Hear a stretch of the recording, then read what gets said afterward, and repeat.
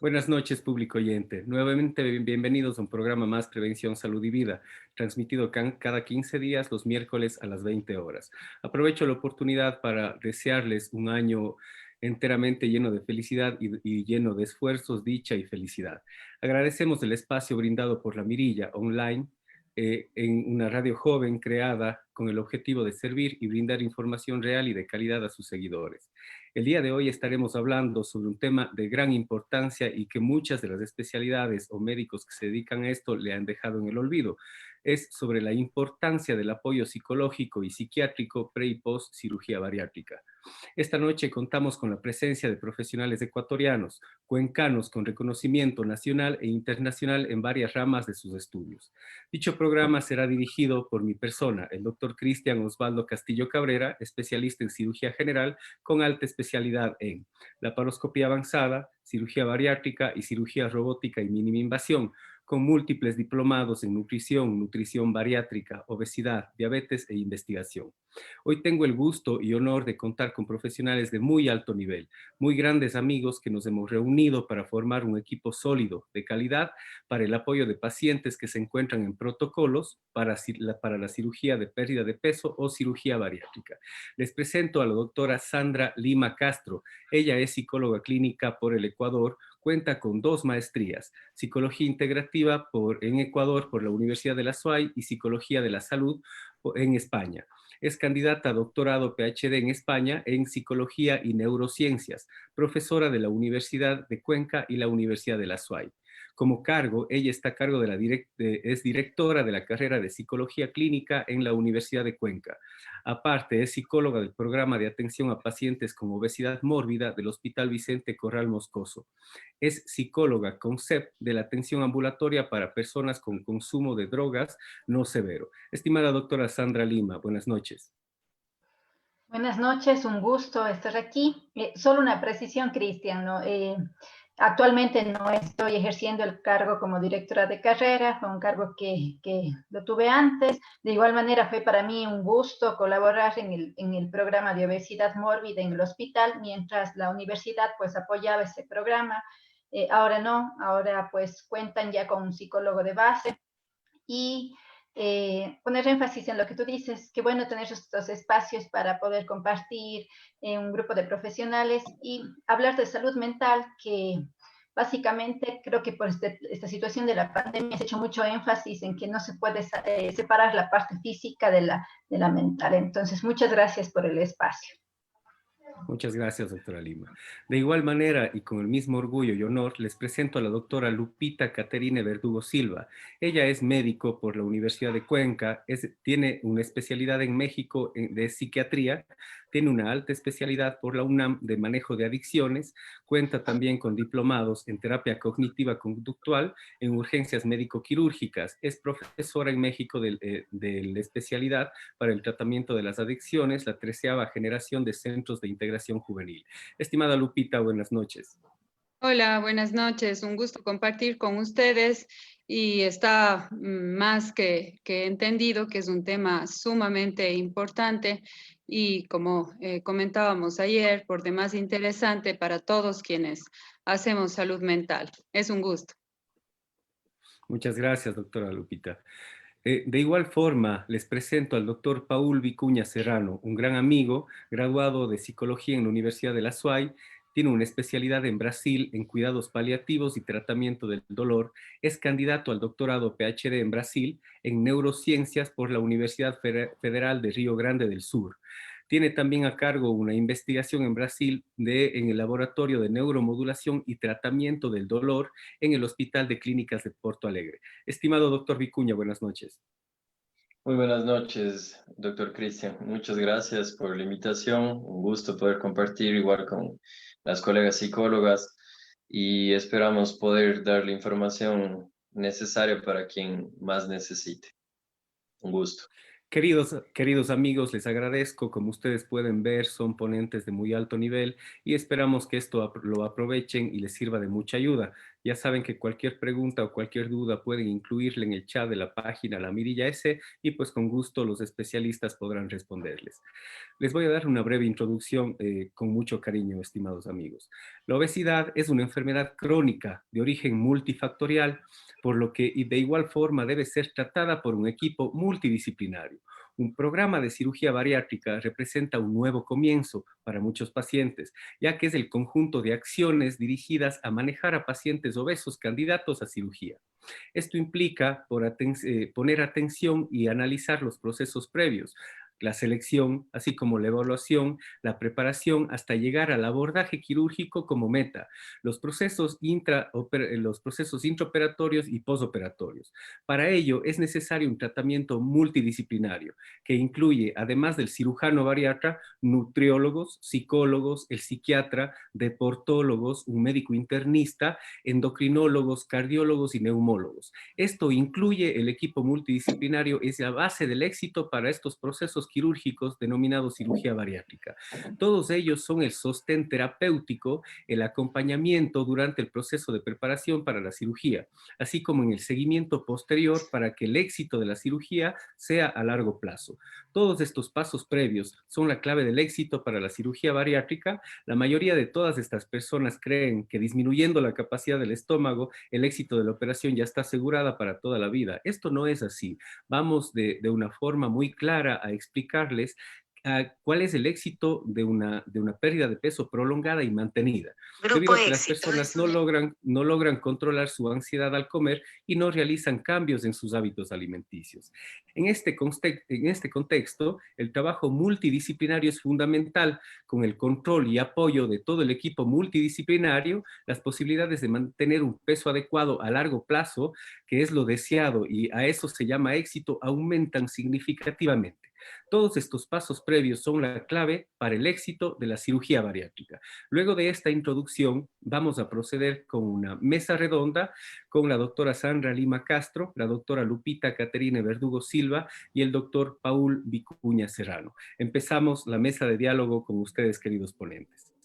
Hemos preparado algunas preguntas que nos parecen de mucho interés para nuestro público que nos está oyendo y tal vez pacientes o personas que están pensando en iniciar un protocolo de cirugía bariátrica o ya están en uno de estos. Estimado, ¿qué es lo más difícil de afrontar para los pacientes que tienen una enfermedad de obesidad? Perdón, Cristian, a mí se me fue la señal, así que no escuché la pregunta. Si me ayudas, Sí, repito. por favor. Claro que sí. ¿Qué es lo más difícil de afrontar para los pacientes con enfermedad de enfermedad de la obesidad, Sandrita? Bueno, yo creo que es importante, bueno, a veces hay situaciones individuales, pero voy a hablar de la generalidad.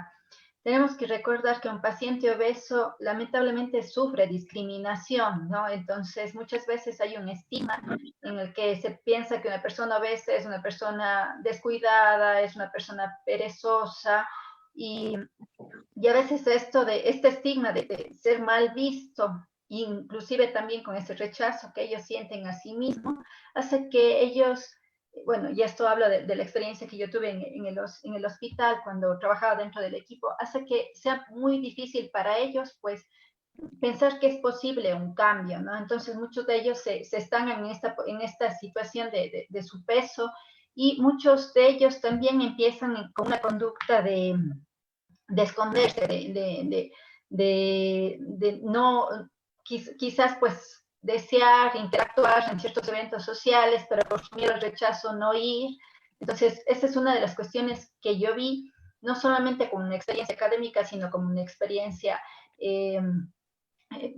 vivencial, ¿no? Esta situación del rechazo, del estigma, del hecho también de que hay bueno, son muy susceptibles en algunos casos al rechazo porque han tenido situaciones de rechazo, de estigmatización, y también a veces como que no siempre pues se encuentran en el medio personas que pues motiven en ellos un cambio. Para mí esa podría ser desde mi experiencia profesional. Muchas gracias, doctora Lima. Doctora Lupita Verdugo, ¿algo que usted quiera reforzar o algo que usted quiera opinar sobre esto?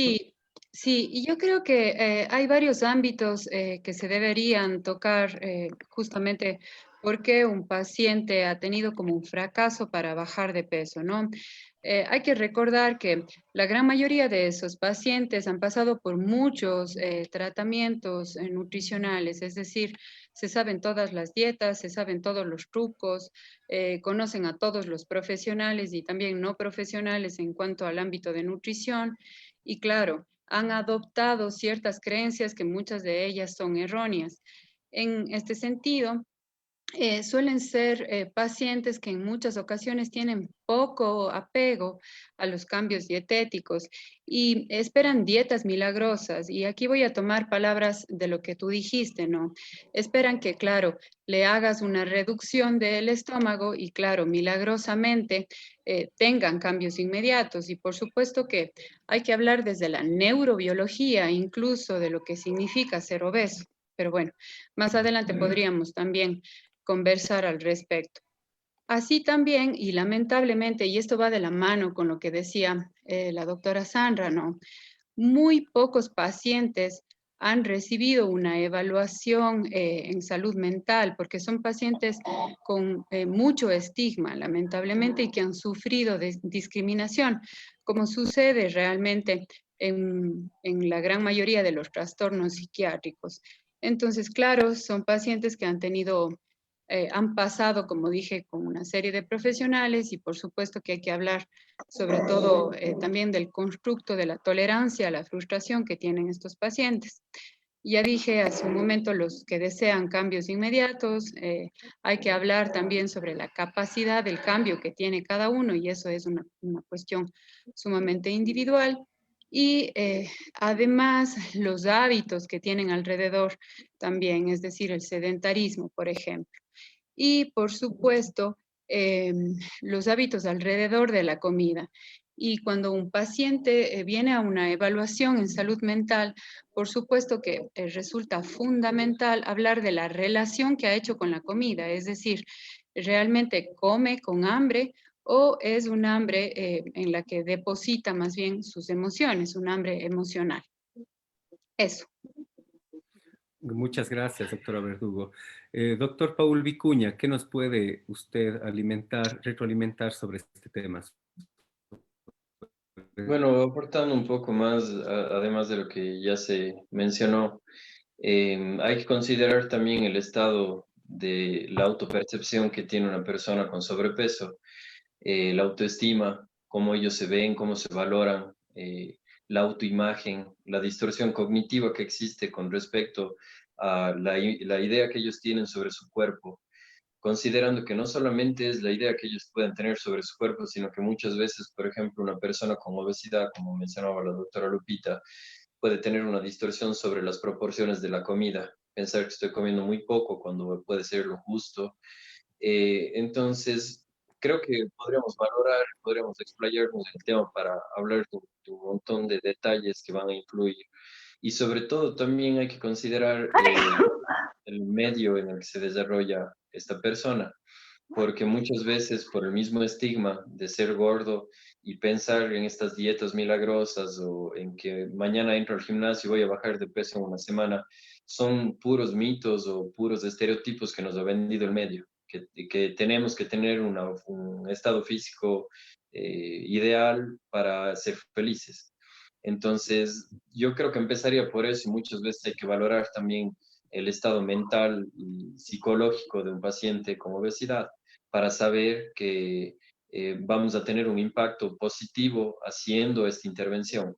Porque muchas veces se puede hacer una intervención quirúrgica y el paciente no cambió sus hábitos o su forma de alimentarse y a la larga no va a tener un resultado positivo. Entonces, no se trata de un solo ámbito para intervenir, sino también hay que considerar varios aspectos para tener un trabajo multidisciplinario, como estábamos comentando, para que el paciente tenga un buen resultado en términos generales, creo yo.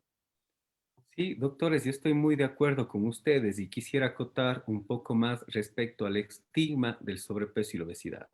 si nosotros nos ponemos a ver en la televisión, en las imágenes, siempre a las personas con enfermedad de sobrepeso y obesidad, les estigmatizan ya desde esa forma, con una persona con la camisa y los botones apretados, alguien que está comiendo una hamburguesa. Eso, lo que la gente piensa se denomina falta de voluntad. Muchos dicen que no se quieren, que hay pereza, y no, no, no, no. Eso no es así. Tenemos que empezar a entender que la enfermedad de sobrepeso y obesidad, valga la redundancia, es una enfermedad como cualquier otra, como un paciente con enfermedad de diabetes, como un paciente con enfermedad de hipertensión, como cualquier otra enfermedad. La enfermedad de la obesidad es algo que tiene que tratarse de esta forma, ¿sí? Eso es lo que yo quería acotar respecto a lo que los tres ya han hablado del estigma del sobrepeso y la obesidad.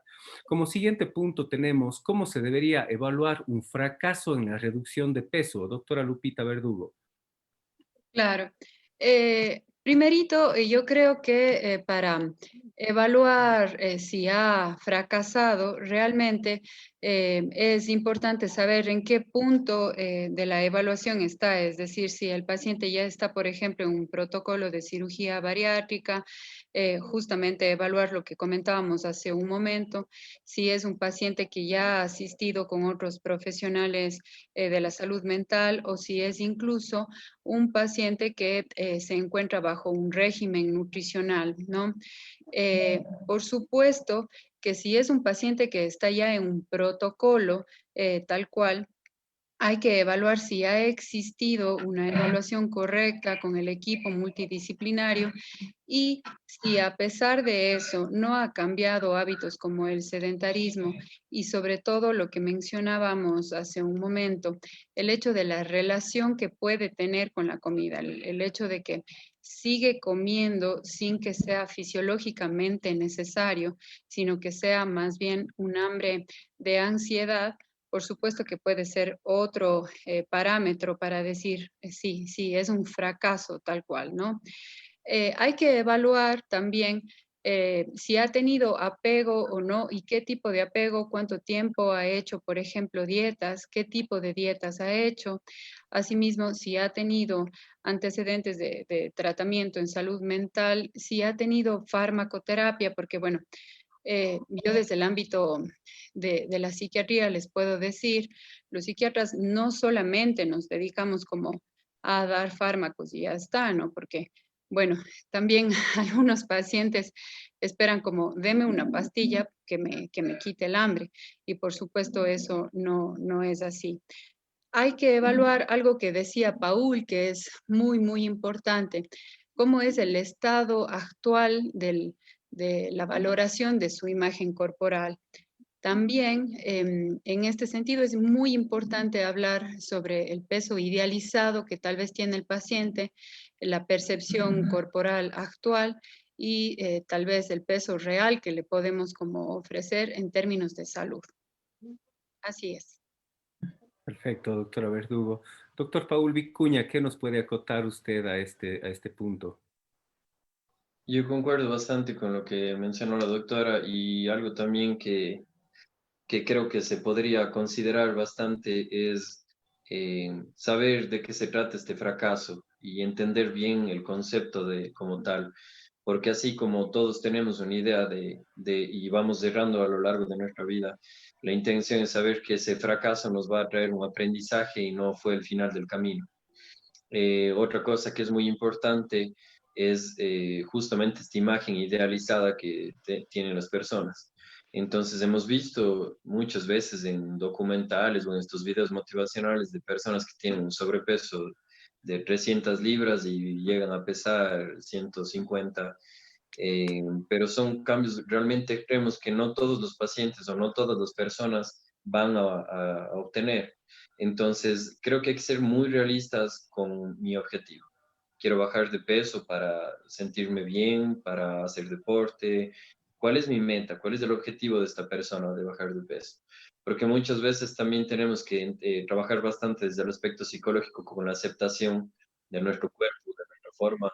Por más que, por ejemplo, yo tengo una estatura estándar, no puedo querer crecer mañana o querer de una persona muy alta ser más baja, porque todos ya tenemos una forma, una imagen en nuestra cabeza. Entonces hay que trabajar bastante también con esa aceptación para entender que muchas veces ese fracaso puede haber sido una técnica mal aplicada, una dieta a la que no me iba a adaptar, un tratamiento que no estaba diseñado para mí.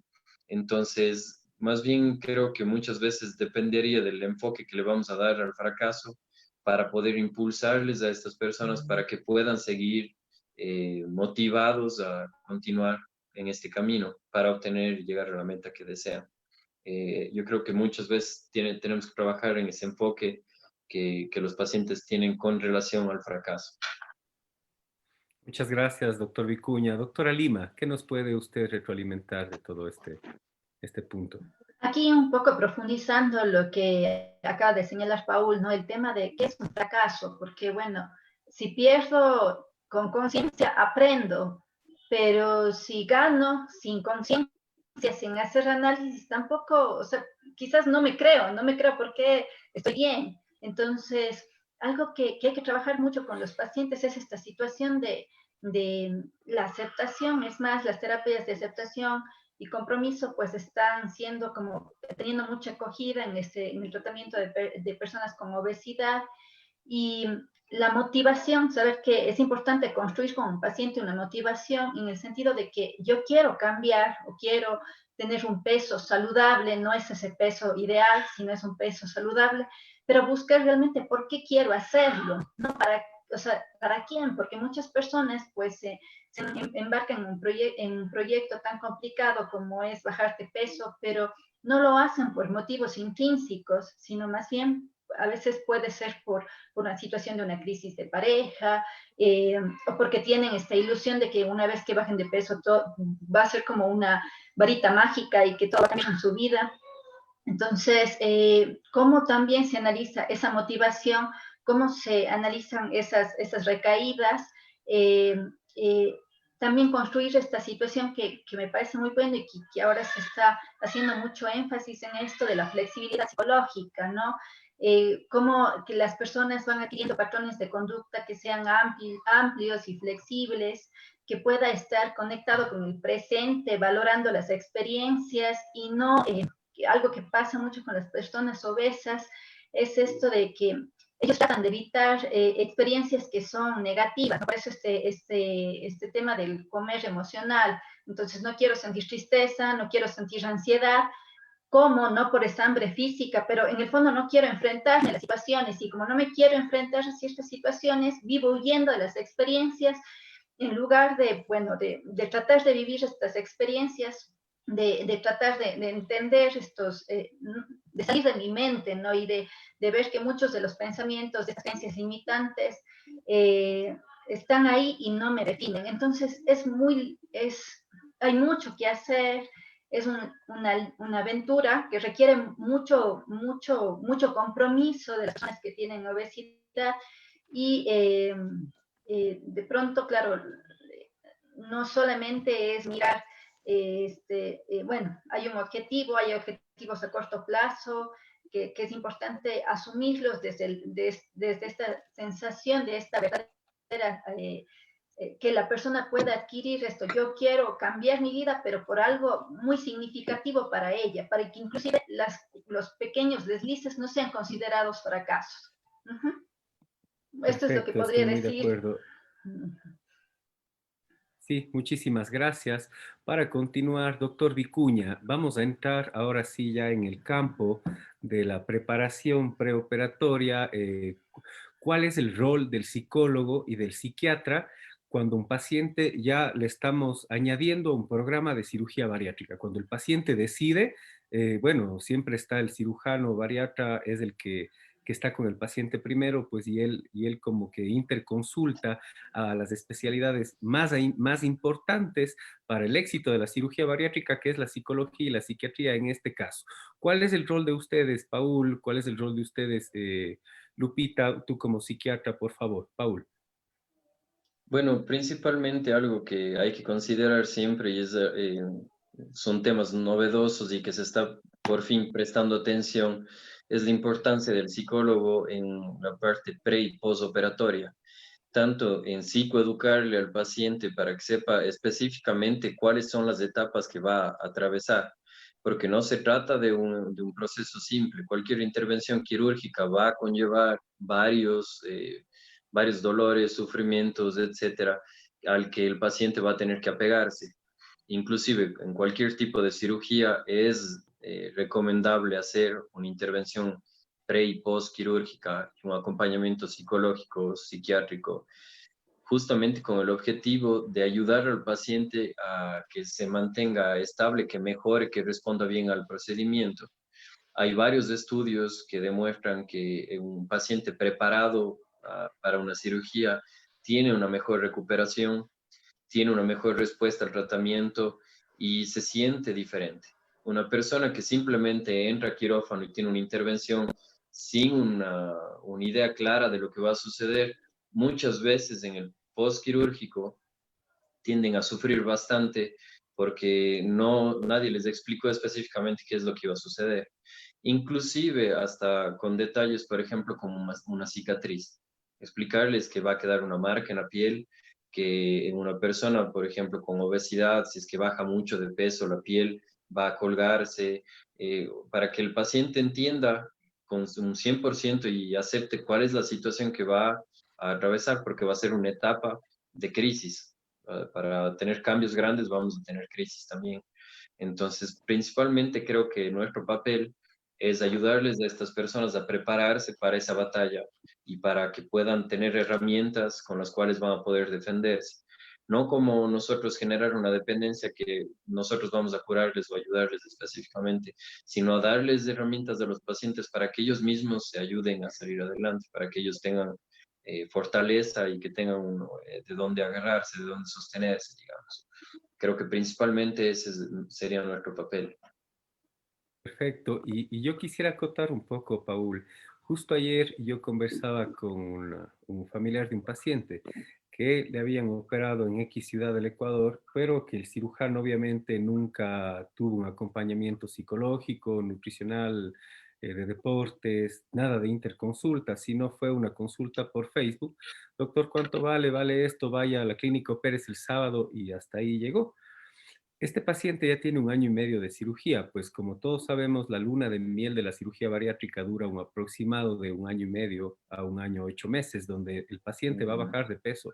Pero si él no se acopla a su nueva vida con la ayuda de ustedes, con la ayuda del nutriólogo, deportólogo y todas las subespecialidades, un fracaso obvio.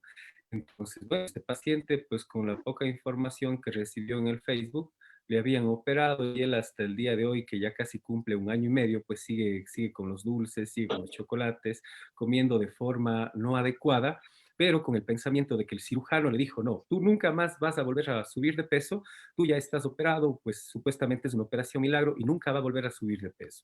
He acotado esto para que la gente sepa la importancia que tiene cada especialista y cada interconsulta cuando visitan a un cirujano bariatra y se hacen protocolos adecuados para un éxito del paciente. No es operar y se terminó. Es un seguimiento y el éxito se refleja a largo plazo, más de 2 años les hablo.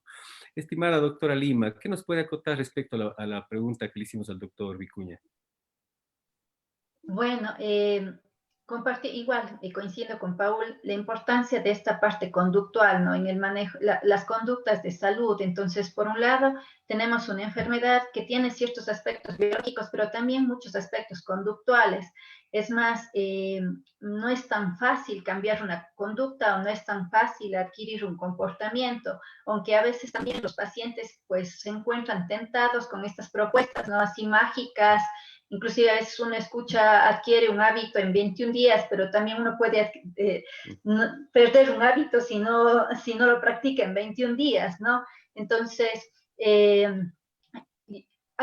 yo creo que es muy importante el hecho de este énfasis que se ha dado ahora en la comunicación, no tanto del médico con el paciente, también saber que aunque que necesitamos un tiempo para asimilar, ¿no? A veces bueno, y ahora yo creo que también los médicos y en esto que vamos ya trabajando en equipos multidisciplinarios, pues no es solamente la cantidad de información que yo le brinde al paciente, sino también ver cómo el paciente va asimilando esa información, porque a veces también nos quedamos con la información que nos conviene, ¿no? Entonces, parte de la evaluación para hacer este tipo de cirugías, pues nosotros como psicólogos, pues nos encargamos mucho de saber si realmente el paciente comprendió bien cuáles son las implicaciones de la cirugía, ¿no? Y cuántos recursos él tiene para poder enfrentar lo que es, pues, después de una cirugía bariátrica. Sabemos que, por ejemplo, al menos como 30 o 45 días, pues esta persona va a tener una dieta líquida, luego va a ir pues cambiando y va a tener que ser bastante, irse adheriendo a las recomendaciones del nutricionista, etcétera. Entonces, ¿cuánto es capaz de asimilar eso? Sabemos que también pues hemos hecho énfasis en que una persona que tiene problemas de obesidad pues come emocionalmente, no solamente porque hay una hambre física, sino hay un deseo más bien mental. A veces uno come por querer manejar ciertas emociones negativas. Entonces, de pronto, el encontrarse con esta situación de que va a comer una dieta líquida durante mucho tiempo, qué expectativas tiene o qué idealizaciones tiene. Entonces, un poco, yo creo que la primera parte es asegurarnos nosotros como psicólogos que los pacientes hayan comprendido muy bien las indicaciones de la cirugía, que tengan estos recursos cognitivos. Por eso una de las contraindicaciones para una cirugía bariátrica es que una persona que tiene una discapacidad intelectual no podría someterse, o una persona que tiene pues que tiene un trastorno psicótico tampoco, o de pronto alguien que está viviendo una situación muy estresante, un trastorno de adaptación, y que de pronto pues piensa que al hacerse la cirugía pues puede resolver ese conflicto como una forma de, no lo haría, porque siempre una cirugía va a involucrar una serie de recursos, tanto emocionales, también redes, o sea, hasta qué punto la familia pues nos está apoyando o cómo nos está apoyando. Yo recuerdo el caso en el programa de que tenemos el caso de una paciente que pues ella era una persona pues muy eficiente en el ámbito laboral y se empezó a darse cuenta que su problema de obesidad pues le estaba afectando a nivel de salud, pero su papá era una persona con ciertas restricciones, o había tenido una información como muy catastrófica acerca de la enfermedad. Entonces él constantemente le decía, te quiero gordita, pero te quiero viva. Entonces esta situación le generaba mucho estrés a ella.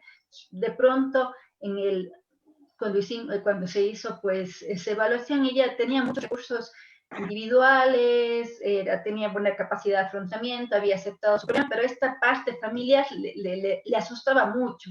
Entonces, hay un proceso que tenemos que seguir, y yo creo que también lo importante es que cuando se trabaja en equipo, se puede poner, podemos conocer estos 360 grados de lo que es un paciente, lo que le pasa a nivel físico, lo que le pasa a nivel psiquiátrico, lo que le pasa a nivel psicológico, familiar, y entonces tomar mejores decisiones, y también que no sea un proceso como apresurado, ¿no? Entonces, para poder guiarle al paciente de mejor manera.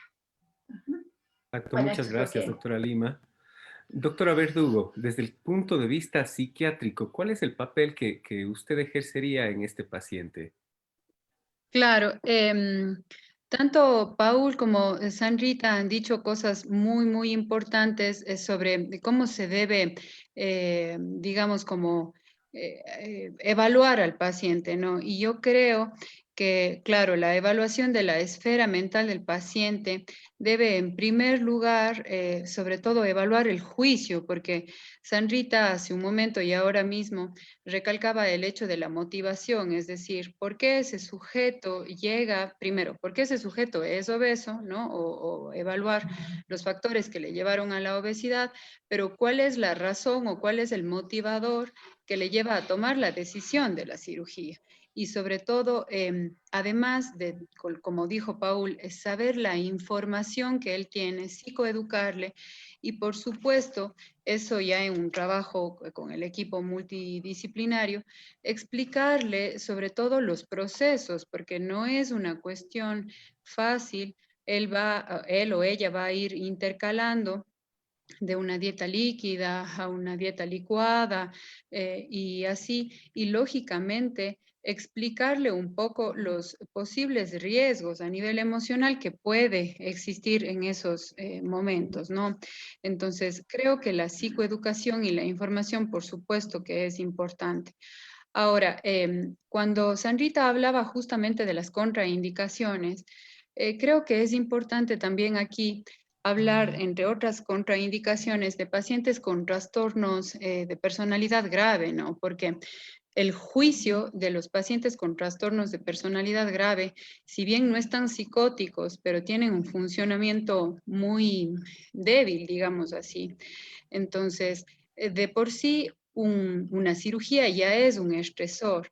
Imagínense lo que significaría una cirugía bariátrica que no esté, digamos, como bien llevada, ¿no? Con el equipo multidisciplinario. Por supuesto que también en este punto, es decir, antes de la cirugía se debería o se puede incluso aplicar instrumentos en los que más o menos se puede medir o proyectar cómo es la autopercepción, la imagen corporal y demás.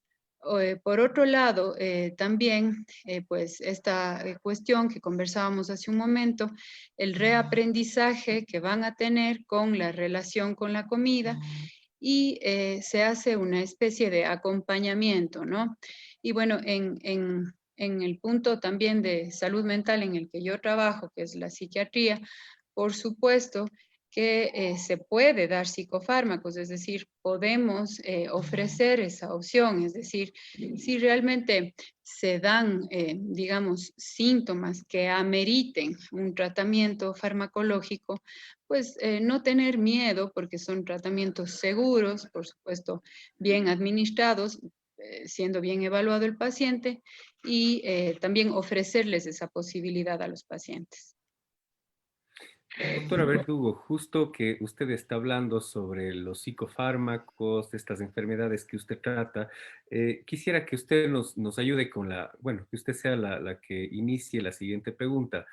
Ya hemos hablado de algunas contraindicaciones, la doctora Lima y usted han hablado de algunas contraindicaciones, pero queremos saber en concreto cuáles son las contraindicaciones, si se dividiría de forma adecuada en absolutas y relativas en salud mental para el paciente que está en el protocolo para cirugía de pérdida de peso y cirugía bariátrica. Queridos amigos, yo quiero hacer énfasis en este punto porque les nombré ya que hay un equipo multidisciplinario que, les repito, es psicólogo, psiquiatra, nutricionista, deportólogo, medicina interna, endocrinólogo, cardiólogo y neumólogo. Si uno de estas personas contraindica el procedimiento quirúrgico, pues se suspende.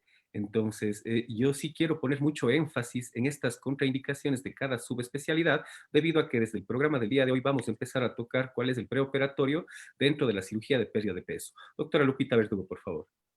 Ya, sí, es fundamental hablar de las contraindicaciones porque, por supuesto, hay contraindicaciones absolutas y contraindicaciones relativas. Ahora, por supuesto que no podemos hablar de la cirugía bariátrica como una cuestión riesgosa diferente a otro procedimiento. En realidad, cualquier procedimiento quirúrgico, Paul decía, debería o ameritaría un acompañamiento psicológico o psiquiátrico adecuado. Pero en fin, hay contraindicaciones absolutas como las que mencionaba, por ejemplo, Sanrita, que es alguien con déficit intelectual, es decir, ante una situación de discapacidad intelectual, cosa que no podemos cambiar, cosa que no podemos revertir. Por supuesto que la cirugía bariátrica estaría contraindicada porque es un sujeto que no va a tener la capacidad cognitiva de hacer las modificaciones de vida, modificaciones de hábitos y demás cambios necesarios a hacer. Un trastorno psicótico. A ver, ahora, en un trastorno psicótico creo que hay que puntualizar.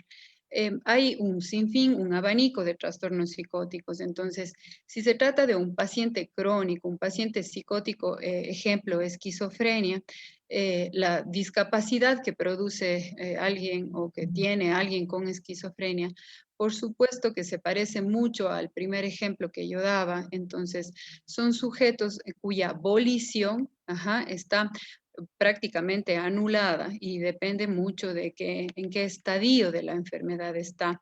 Entonces, esa también sería una contraindicación absoluta. Ahora, si se trata, ejemplo, de un trastorno psicótico breve, es decir, un trastorno psicótico inducido por sustancias, pero se le puede tratar, luego vuelve a la realidad, tiene tratamiento psiquiátrico adecuado y luego tiene un juicio adecuado, se mantiene sin el consumo de sustancias, ¿se puede operar? Sí, por supuesto que se puede operar, ¿ya? Ahí también he tocado un tema que es el consumo de sustancias. Y en específico es un tema muy apasionante porque, bueno, incluso podemos quedarnos hablando todo un programa más de cómo se parecen las adicciones a la obesidad, ¿no? Y hay relatos neurobiológicos de sobra. Ahora, justamente el consumo de sustancias también puede ser una contraindicación, pero ahí la contraindicación puede ser relativa en el aspecto que si el sujeto está en un periodo de abstinencia sostenida, no hay por qué contraindicarle una cirugía. Hay otra contraindicación que es muy importante y que Sandrita mencionó y podemos ampliar.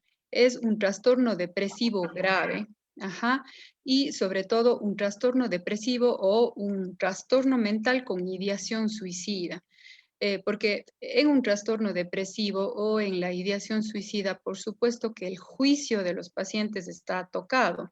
Entonces, ahí se rompe el primer parámetro que yo decía hace un momento, que es lo que debemos evaluar, y por supuesto sería una contraindicación. Ahora, y para finalizar, si un paciente es bien tratado, bien llevado, me refiero a un tratamiento psiquiátrico adecuado, con buenas metas y ha mejorado, ¿puede luego someterse a una cirugía? Por supuesto. Y ahora sí, para terminar, por supuesto que hay que también evaluar a pacientes con trastornos de la conducta alimentaria, es decir, porque nos estamos olvidando de ese grupo grande de pacientes, ejemplo, bulimia nervosa, que si una bulimia nervosa está descompensada, por supuesto que es otra contraindicación, porque si se está purgando, no le vamos a someter a un estresor como es una cirugía y más con el tipo de dieta y demás que luego va a tener que sostener. Es importante también mencionar el otro grupo el otro grupo grande de los trastornos de la conducta alimentaria, que son los restrictivos. No tan difícilmente las pacientes, por ejemplo, con anorexia pueden llegar al sobrepeso o a la obesidad, ¿no? Hay un viraje, de hecho eso está descrito. Entonces, por supuesto que hay que evaluar el continuum de síntomas y como les dije en un principio, sobre todo el hecho de la perspectiva y hacer una especie como de línea de vida en cuanto a las conductas alimentarias que ha tenido nuestro paciente. Es decir, tiene un trastorno por atracón, tiene una bulimia nervosa, en algún momento tuvo una anorexia, ¿no? Entonces, por supuesto que hay que evaluar el continuum de síntomas. Espero no haber olvidado alguna contraindicación, pero bueno, creo que eso en general. Claro que sí. Vamos a continuar con el doctor Vicuña a ver qué nos puede él acotar sobre las contraindicaciones, porque en realidad solo ya quedan contraindicaciones para la cirugía bariátrica. Una cirugía, como la doctora Lupita Verdugo dijo, pues los riesgos, incluso en estudios ya muy grandes, el riesgo de una cirugía bariátrica es incluso menor que una cirugía de una vesícula biliar o un apéndice, para que pues nuestros oyentes puedan estar un poquito claros respecto al grado de complicaciones o grado de poder de algún daño respecto a la cirugía bariátrica. Doctor Vicuña. Claro, yo pienso que Lupita ya mencionó bastantes de las contraindicaciones absolutas o relativas que se tienen para este tipo de cirugía. Y sobre todo solamente resaltaría la parte de los trastornos psicológicos y psiquiátricos que pueden tener los pacientes, porque muchas veces el sobrepeso, sobre todo, por ejemplo, podríamos vincular a una depresión o ansiedad, cuando el paciente tiene un trastorno y come desmedidamente, come sin control, y como decía Sandra también, esa hambre puede estar relacionada no a una necesidad, sino a calmar la ansiedad o el estrés que puede estar pasando esta persona. Todos tenemos mecanismos de defensa para eliminar esta energía. Y por ejemplo, como hay personas que nos puede gustar salir a correr cuando estamos estresados o hacer deporte, hay otras personas que les gusta comer. Entonces, esta conducta acarrea un montón de resultados, digamos, que van a llevarnos a diferentes metas. Por lo tanto, estas cirugías justamente, y voy a mencionar algo que se me olvidó decir en la pregunta anterior, es muy importante el entorno en el que esté el paciente. Si un paciente no tiene apoyo de su familia, de amistades o alguien que realmente pueda llevarle adelante, generalmente puede llevarnos esto a un fracaso también. Eso podría ser una contraindicación relativa. Tener un grupo de soporte, un grupo de apoyo, para que la persona sienta que realmente va a salir adelante, que tiene personas que le van a ayudar, no a criticar. Entonces, este punto también hay que considerar, inclusive el consumo y abuso de sustancias como drogas o alcohol, o cualquier otra sustancia en general, porque también pueden afectar este proceso. Entonces, creo que entre estas abarcamos la mayoría de contraindicaciones que pueden haber, y otras de ellas también es algo que mencioné al inicio, que son estas dismorfias, las ideas que tienen erradas en sus cabezas los pacientes de su forma y de su figura, que generalmente sufren los pacientes, como decía Lupita, que tienen trastornos alimentarios como bulimia o anorexia, que son una pérdida total de la percepción real de su forma corporal. Yo pienso que eso podría decir en general. Perfecto, doctor. Doctora Lima, ¿qué nos podría acotar en esta pregunta de las contraindicaciones? Bueno, yo creo que tanto Lupita como Paula han abarcado todas las contraindicaciones, no habría más algo que señalar. De pronto, quizás un poco retomando el hecho de que quizás el tema de la motivación, un poco ahí ajustarlo. Hay personas que optan por una cirugía bariátrica pensando que es la panacea y que, bueno, con eso van a perder el peso y no hay nada más que hacer. Entonces, lo que quizás no es una contraindicación, pero sí desde la parte psicológica y psiquiátrica, pues ir calibrando el hecho de cuáles son las expectativas reales y cuáles son los compromisos que una persona debe asumir cuando se somete a este procedimiento, nada más. Sí, yo creo que el resto Doctora, está bien abordado. perfecto. Doctora Lima, si usted nos ayuda, por favor, con la siguiente pregunta. ¿Cuáles son los puntos claves luego de una cirugía para la pérdida de peso o cirugía bariátrica? Perdón, Cristian, se me fue la Sí. conexión de internet. ¿Se puedes ayudar de nuevo con la pregunta? Sí, claro que sí. ¿Cuáles son los puntos claves a evaluar luego de una cirugía bariátrica o cirugía de pérdida de peso, desde el punto de vista de ustedes? Bueno, después de la cirugía, se supone que ya una persona que ya pues se sometió a la cirugía, pues pasó por esta evaluación de todo el equipo. O sea, tenemos la certeza que la persona entendió muy bien pues todos los procedimientos y todas las contraindicaciones que podría tener. Entonces, pues está ya afrontando lo que es un posoperatorio, lo que es ya una dieta líquida, etcétera. Entonces, es muy importante como que, para mí, más que evaluar, es como ir acompañando este proceso de lo que pues ella puede estar pensando, sintiendo, si de pronto hay miedos, hay inseguridades, y seguir trabajando con esta situación de cómo es la relación con su comida, con la comida, ¿no? Porque uno de los problemas quizás que tiene una persona con obesidad mórbida es que como que pierde esta conciencia de cómo come, cuándo come, hasta cuándo debe de comer, que se alimente. Entonces, el ser más consciente de su alimentación, quizás también el mismo hecho del postoperatorio que influye mucho, que va a comer poco. Entonces, como ir volviendo a conectarse con la comida desde estos aspectos que se pierden con la obesidad mórbida, ¿no? El poder diferenciar el hambre físico, la saciedad de lo que es un deseo, meramente un antojo de querer comer. Entonces, pienso que eso sería como básico después del posoperatorio. La cirugía. Doctora, justo aprovecho para hacerle una pregunta. Esta semana yo tuve un paciente que tiene un grado de obesidad importante y él me comentaba pues las cuestiones tradicionales de cómo nos alimentamos nosotros, cómo en Ecuador se come, que pues el plato es grande y la montaña de arroz está primero y un pedacito de carne y casi nada de ensalada. Entonces el paciente, pienso que buscó también información en otros lados y pues acudió donde mí. Entonces él me decía, pero es que fue una mala educación de mi amiga que ya se operó de un bypass gástrico y está bajando de peso, no aceptar toda la comida que me dieron en la fiesta. O Mm. sea, es hasta una mala educación aceptar, no haber aceptado esta comida. Entonces, bueno, yo le explicaba, o sea, hay que cambiar el chip de la cultura ecuatoriana, que pues no es que por más cariño va a comerse dos platos gigantes de arroz o capaz, y nada más, porque ensaladas en realidad no es que se coman.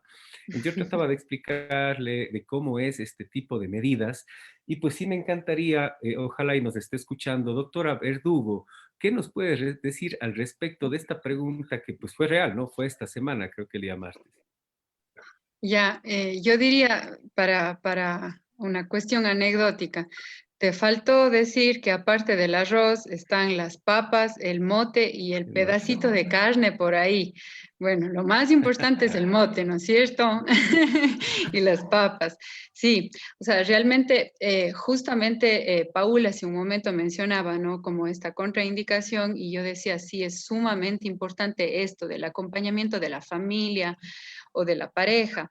Porque si el paciente está inserto en un medio en el que, como por ejemplo pasó con tu paciente, en el que prácticamente no aceptar el plato con papas, mote, arroz, es como un rechazo. Por supuesto que la vivencia de la gente de alrededor va a ser, bueno, como qué le pasa a esta chica que, bueno, se operó y le cambiaron el chip, ¿no? Entonces, justamente por eso es tan importante la evaluación del medio familiar, del medio social, de la pareja y, por supuesto, sumar, es decir, hacer como una red de apoyo para él o la paciente, porque muchas veces los familiares fungen como boicoteadores y justamente es eso, ¿no?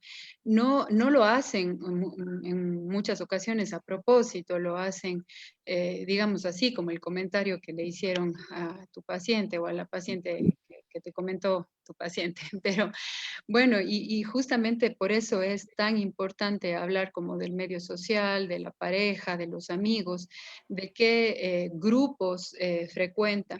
Y aquí va igual algo que ya hemos mencionado, es decir, si también frecuenta un grupo que consume, por ejemplo, que consume sustancias o que consume alcohol, porque es muy probable que en medio de la cirugía o en el proceso post cirugía, eventualmente le van a invitar sustancias, ¿no? Entonces, por supuesto que es importantísimo esa evaluación conjunta en el contexto, pues como es la obesidad, una enfermedad biopsicosocial.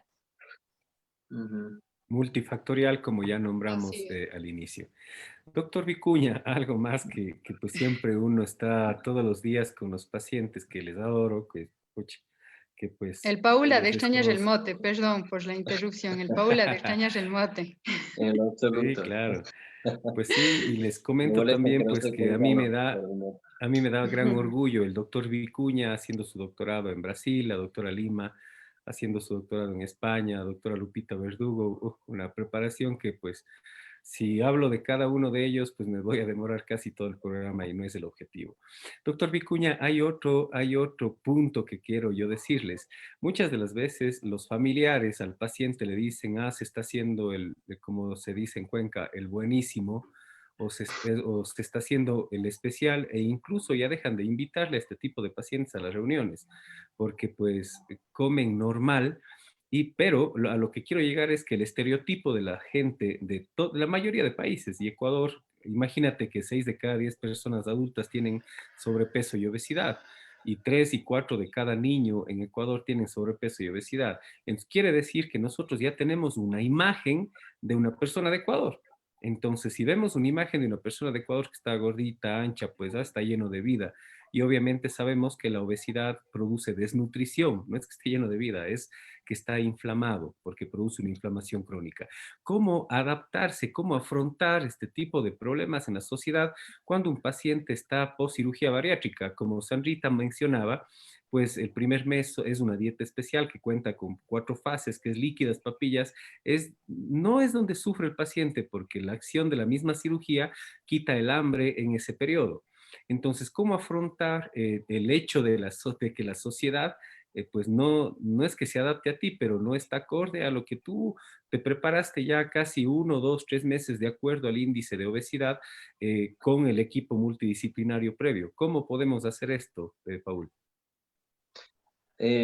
Bueno, ahí han tocado varios temas que son interesantes e importantes y te sabré decir que a lo largo del tiempo, cuando vamos creciendo, nos damos cuenta de que somos bastante crueles, digamos, porque somos una sociedad de crítica, una sociedad de tildar, de señalar con el dedo y como decían, ah, no, tú estás en esto, o te quieres hacer el bueno, o que filático, el rechazo de las comidas de la familia, por ejemplo, tocaron un tema muy importante.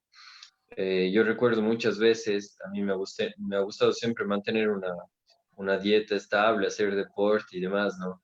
Entonces a veces llegas a la casa de tu abuelita y te dicen que estás hecho un desastre, que estás flaco, que estás desnutrido, y no son comentarios agradables para el flaco ni para el gordo. Entonces hay que entender estos principios que muchas veces las palabras sin ser un objetivo de lastimar a la persona pueden acabarlo haciendo. Entonces hay que saber entender esto y por eso te decía, la familia es muy importante.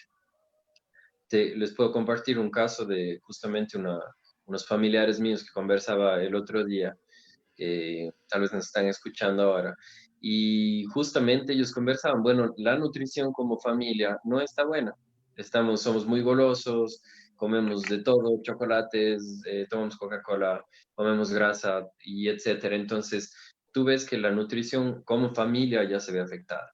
Y por ahí llega una persona, un integrante, y dice, bueno, yo quiero bajar de peso, quiero estar más fit, voy a hacer ejercicio. Entonces, si una persona empieza a tener esta actitud, probablemente se contagia si es bien receptada por la familia. Por lo tanto, un paciente que es obeso y que se va a someter a esta intervención es muy interesante y lo que muchas veces he propuesto inclusive es que el tratamiento no es solo del paciente, es de toda la familia porque todos tienen que apoyarse. Entonces, si va a cambiar la dieta para el paciente que tiene obesidad, bueno, pues entonces podemos adaptar a toda la familia para todos estar más saludables. Si yo como familiar sé que mi primo, amigo, tío, hermano, lo que sea, está atravesando este proceso, no le voy a invitar a una parrillada con papas, arroz, mote, etcétera. Voy a tratar de hacer algo más light, algo más adaptado, entendiendo y adaptándome a esta persona porque así estoy mostrando empatía y apoyo. Y creo que esa palabra así como tal, empatía, es lo que muchas veces nos hace falta. Entonces, inclusive muchas veces estaba comentando allá en Brasil como una ofensa cuando tú decían, no es un halago decirle a una persona gorda, qué bueno que has bajado de peso o estás hecho una araña, estás muy flaco, porque eso no es un halago ni es una cosa positiva, sino tal Ujú. vez hablar de otra cosa como decirle, te veo mucho mejor, estás más saludable, qué bien cómo has pasado, cómo te veo diferente, etcétera.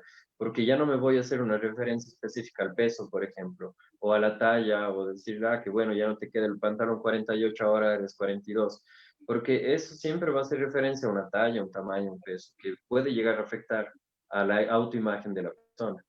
Tal vez hay personas que hablaba igual con una prima el otro día y yo le decía, cuando a mí me dicen que he bajado de peso no me gusta porque me cuesta mucho subir de peso. Y ella me decía a mí, si me dicen que estoy flaca, es una forma Ya. agresiva de hablar, pero si me dicen que me ven más que he subido de peso, estoy feliz. Entonces es súper relativo esta imagen y este estereotipo social, a la referencia de la imagen que tenemos como personas, de cómo nos sentimos cada uno. Esto creo que con la idea y la intención que tú tienes, Cristian, justamente de tener estos espacios de información y de socialización, ayudamos a la sociedad, a las personas que nos escuchen, a entender un poco más y cambiar estos diálogos muchas veces y estas conductas para ayudar a nuestros familiares o amigos y tener más empatía, justamente. Perfecto, doctor Vicuña. Creo que estamos disfrutando mucho esta charla. Doctora Sandra Lima, ¿cómo influye una enfermedad psiquiátrica previa, que ya estábamos hablando de unas contraindicaciones y pues obviamente si el paciente lleva un tratamiento adecuado con el personal adecuado puede ser apto a una cirugía bariátrica? Pero ¿cómo influiría si no hay un adecuado control en la evolución del paciente posoperado de cirugía para pérdida de peso? ¿Qué estaría pasando, doctora Lima? Bueno, yo creo que lo primordial es que eso no debería pasar, ¿no? Se supone que una persona que tiene una enfermedad psiquiátrica, pues antes de someterse a una cirugía, pues debe estar tratada, debe estar bien acompañada para que pueda seguir ese proceso. Entonces, esperemos bueno, la idea es que no pase. Hay muchos estudios que relacionan a veces la depresión con la obesidad, ¿no? Que muchas personas que tienen depresión, pues utilizan la comida como un recurso, como una forma de lidiar con las emociones, o al revés, ¿no? Que es una relación bidireccional, pues estoy deprimido, como en exceso, y de pronto pues me siento mal por comer y me siento más mal conmigo mismo. Y sí que algunas personas que están deprimidas, pero que no llegan a tener una depresión mayor o intentos de suicidio, pues pueden ser candidatos a una cirugía bariátrica si hay un buen seguimiento, si hay una compensación. Entonces, yo ahí me niego a decir qué es lo que pasaría. Yo creo que lo mejor es que no pase eso, que una persona pues esté en un grado de manejo adecuado para seguir una cirugía bariátrica y para que pueda seguir manejando su calidad de vida. Y quizás un poco para acotar lo que decía Paul, esto del apoyo de la familia, también da muy buen resultado. Ojalá se pueda hacer el tema de los grupos de seguimiento, grupos de autoayuda, pues es algo que en un momento lo hicimos en el hospital. Vicente Corral Moscos, porque había mucha resistencia, no siempre se puede contar con el apoyo de la familia, no siempre se puede cumplir ese gran ideal de que yo cambio y el resto cambia conmigo, y además es parte de que uno tiene que aceptar, y en las adicciones es así, ¿no? Es muy difícil que a veces el ambiente cambie y el ambiente a veces boicotea, pero de pronto los grupos de autoapoyo pueden ser este escenario donde las personas pueden sentir esa aceptación, esa motivación, y que también, o sea, es parte de la vida. A veces, pues, estamos haciendo bien las cosas y tampoco es que nos resulta tan bien. Entonces, de pronto una persona que es obesa y que ya sigue un proceso de cirugía bariátrica y todo eso, pueda tener este espacio de autoayuda que puede ser en los grupos. Entonces, también como que pensar en esa opción. Sí, justamente, doctora Lima, esta idea ha nacido de todos ustedes y les agradezco porque queremos hacer algo verdadero, algo adecuado para todos los pacientes que quieran pertenecer al protocolo, que ya se hayan sido operados y pues que están en el olvido. Nosotros como equipo de cirugía bariátrica, no queremos dejarles en el olvido, no queremos operarles y pues se acabó el proceso. No, esto no es así. El acompañamiento que ustedes dicen, y me uno a la pregunta que te hice, hubiese tal vez respondido de la misma forma, doctora Lima, porque no puede ser posible que no haya un adecuado tratamiento previo para una cirugía. Pero si nos damos cuenta y analizamos un poquito lo que ha estado pasando antes aquí, pues no había un equipo multidisciplinario, no había el psicólogo, el acompañamiento y varias otras cosas que son completamente importantes. Entonces era un poquito guiado hacia eso. Doctora Lupita Verdugo, ¿qué nos puede usted ayudar sobre la pregunta? Sí, yo creo que el comentario de Sandrita ha sido bastante amplio y más bien magnífico esta última parte de los grupos de apoyo, porque efectivamente en otros países y así se debería llevar, ¿no? a pesar de que Sandrita, como dice, se niega y efectivamente el mejor escenario o el escenario ideal sería que no llegue a una complicación tal cual, ¿no es cierto? Y yo creo que aquí tengo que acotar algo. Si un paciente psiquiátrico, es decir, ya tiene un trastorno mental y está bajo el tratamiento tanto con psicofármacos como psicológico, hay que recordar algo que, bueno, los psicofármacos o algunos de ellos, porque no puedo generalizar, algunos de ellos están relacionados con aumento de peso, con alteraciones en triglicéridos, en glucosa. Entonces es un parámetro biológico a tomar en cuenta también. Y que por supuesto, como parte del equipo, el psiquiatra debe informar eso. Es decir, bueno, no quiero hablar mal de ningún fármaco, ¿no? Pero si, por ejemplo, una paciente tiene depresión y tiene que utilizar un tranquilizante mayor, por no mencionar a ningún fármaco, ¿no es cierto? Por supuesto que si ese tranquilizante mayor es uno de segunda generación, es mucho más probable que ese tranquilizante, claro, le ayude muchísimo a dormir, por ejemplo, a incluso efectivizar la dosis del antidepresivo, pero también puede estar relacionado al aumento de peso. Entonces, si es que es necesario que el paciente mantenga el psicofármaco, hay que tomar ese parámetro en cuenta también y hay que informarle debidamente al paciente. Es decir, bueno, esta es la proyección que vamos a tener con usted, pero y recordarle, usted está con este medicamento, ¿no? Entonces, eso también es sumamente importante, que sería como un plus a algo que ya, a todo lo amplio que ha hablado Sandrita. Perfecto, doctor Verdugo. Doctor Vicuña, ¿cuáles son y cómo manejar las diferentes etapas de cambio en la imagen corporal tras la cirugía bariátrica? Usted mismo es el que habló de pues que hay aceptación antes de la cirugía, pero capaz aceptación mucho después, porque a veces, muchas de las veces, no se reconocen los pacientes y pueden haber alteraciones. Entonces, ¿cómo son y cómo manejar las diferentes etapas de cambio, doctor Vicuña? Yo creo que para esto justamente hay que trabajar. A mí me gusta, soy partidario de la terapia cognitivo-comportamental, que es enseñar al paciente a cambiar la conducta con relación a esta situación, obviamente. Entonces, ahí va a depender mucho del autoconcepto que tenga el paciente sobre sí. No soy en cambio partidario de normatizar o normalizar las situaciones en general y decir todos los pacientes van a atravesar por la misma etapa y tratarlos de la misma manera. Para mí, todos somos individuos únicos, por lo tanto, desde mi punto de vista, se trata individualmente a cada uno de ellos y hay que saber conversar y dialogar con ellos para saber en qué circunstancias se encuentra, cuál es su situación, cómo se ve el paciente a sí mismo, cuál es su expectativa. Hace un momento estaban conversando de este tema que me parece espectacular y que muchas veces en la mayoría del ámbito médico y psicológico nunca se trata. Cuando yo voy a trabajar con un paciente, de las primeras preguntas que se hacen es, ¿cuáles son tus expectativas? ¿Qué esperas lograr con este tratamiento? ¿Tú esperas convertirte en Miss Universo o quieres ser una persona normal? ¿Quieres perder peso para sentirte mejor contigo mismo? O como decía Sandra, igual la imagen externa. O sea, quiero bajar de peso para que me vean mejor, para ser aceptado.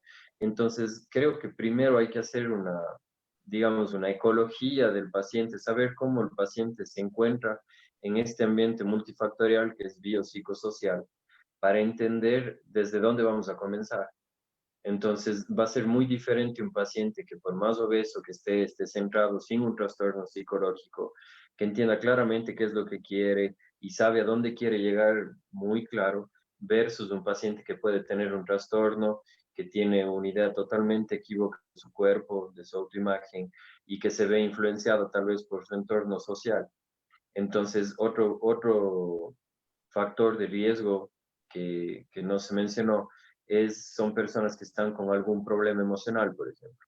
Entonces, si un paciente quiere bajar de peso porque acaba de divorciarse, porque se separó de su pareja, porque sufrió abuso o acoso en el trabajo, entonces también son situaciones de riesgo, porque no es una cuestión intrínseca. y eso no siempre es fácil de mantener, porque yo no voy a satisfacer las necesidades o expectativas de la mayoría de personas, sino más bien la intención sería convertirlas a yo sentirme bien conmigo mismo.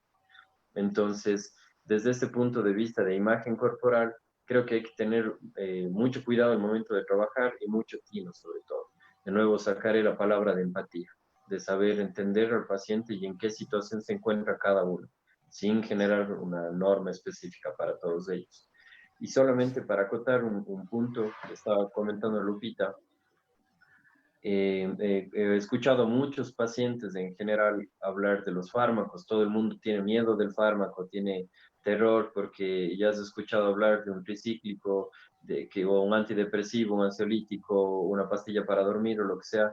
Y tenemos ese estigma de satanizar el fármaco, de decir, no, no voy a tomar esto porque este engorda, a mi tía le hizo mal, a mi amigo le hizo no sé qué. Entonces, hay que entender bien, y aquí entra nuevamente el término de psicoeducar al paciente, explicarle claramente cuál es el proceso de acción de un fármaco, qué efecto va a tener en tu cuerpo, en tus emociones, en tu día a día, para que la persona sepa qué es lo que va a tomar y que pueda tener confianza en el medicamento.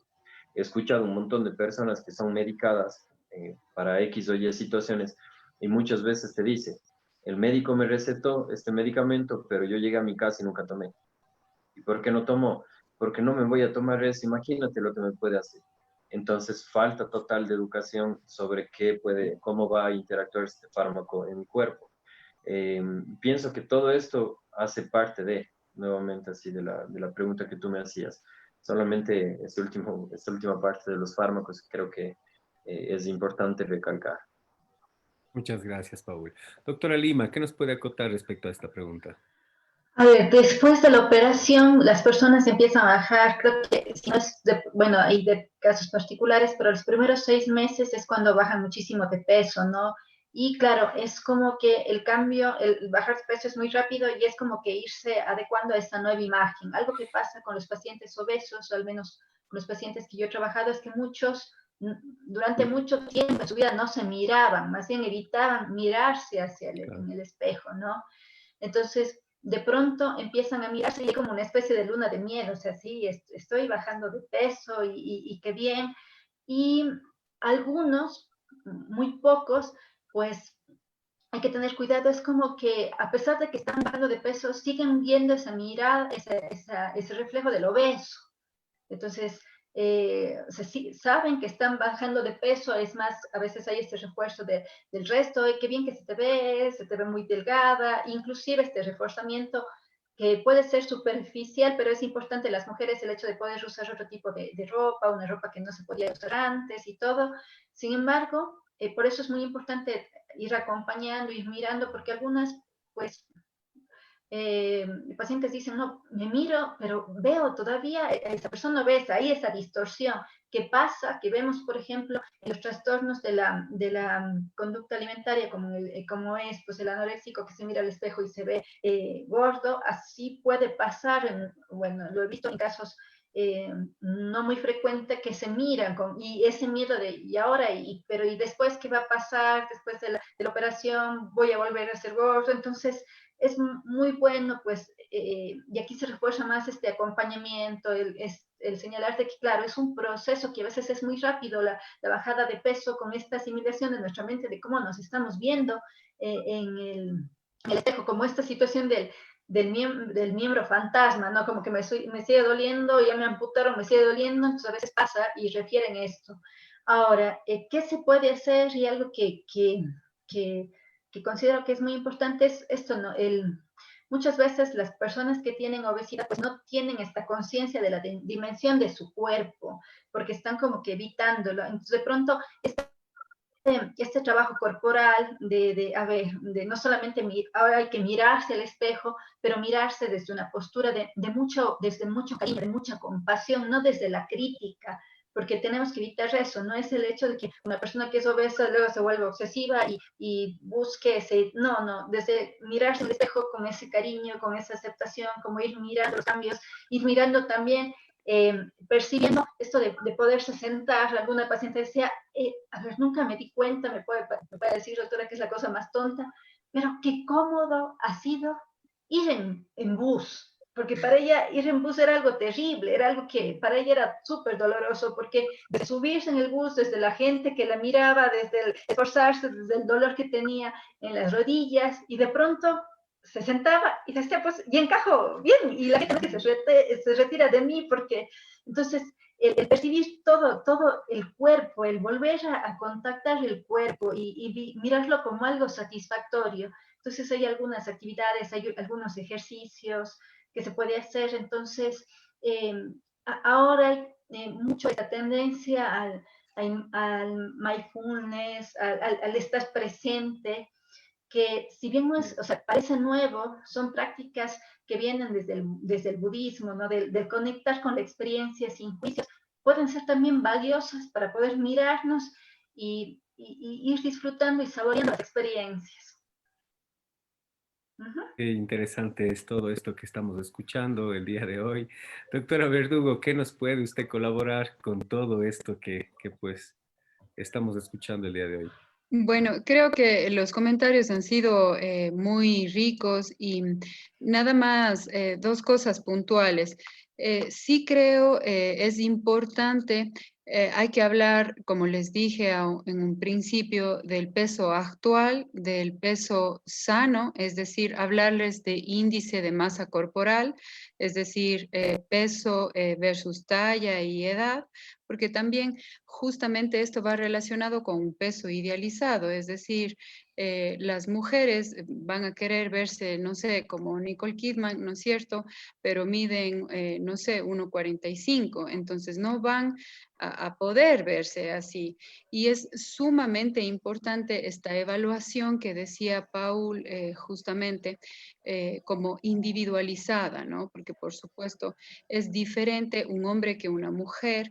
Y aquí es el otro punto que quiero tocar, los constructos sociales de cómo se debe ver un hombre y cómo se, entre comillas, debe ver una mujer, ¿no?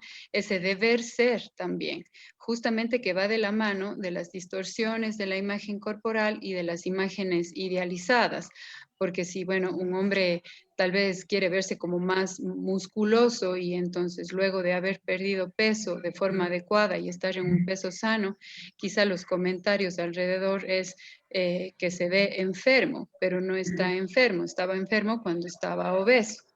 Entonces, esas son dos cosas puntuales que creo que es muy, muy importante a tomar en cuenta. Queridos amigos, ha sido algo increíble la noche de hoy con grandes profesionales como ustedes pueden ver. Para cerrar el programa, quisiera que cada uno de ustedes me ayuden con las recomendaciones, qué es lo que ustedes creen que tiene que hacer el paciente que esté en un protocolo de cirugía bariátrica. De nuevo voy a indicar que un protocolo es como los preparativos para... ¿Cuál es el objetivo de los preparativos o de un protocolo para cirugía bariátrica? Obviamente, llevarle al paciente en las mejores condiciones a un quirófano, porque pues no está bien, te veo hoy, mañana te opero, eso no está bien, eso no es adecuado. Entonces, para poder llevarle en las mejores condiciones a un paciente, ¿qué recomendaciones ustedes le podrían decir a la gente que nos está escuchando, doctora Lima? Yo diría que lo haga con conciencia, ¿no? Algo que yo hice como mucho énfasis en que a veces en nuestra cultura tenemos mucho miedo al fracaso.